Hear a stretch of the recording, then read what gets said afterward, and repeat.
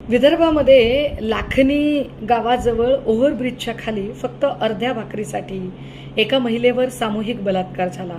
एकदा, दोनदा, तीनदा नव्हे तर 6 वेळा झाला. अगदी तिचं सगळं गर्भाशय फाटून निघालं.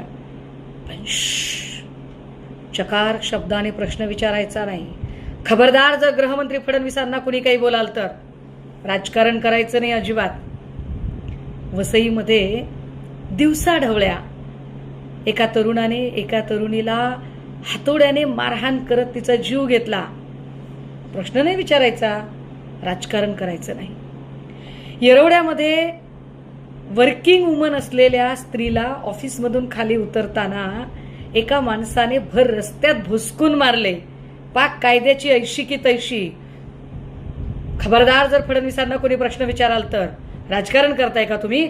अजिबात राजकारण करायचं नाही. परभणी जिल्ह्यातल्या पाथरी सोनपेठ जवळ अवघ्या 6 वर्षाच्या लेकरावर शाळेतल्या शिक्षकानेच बलात्कार केला आणि अँटिसिपेटरी बेल घेऊन त्याला अटक होण्याच्या आधी तो सुटला सुद्धा.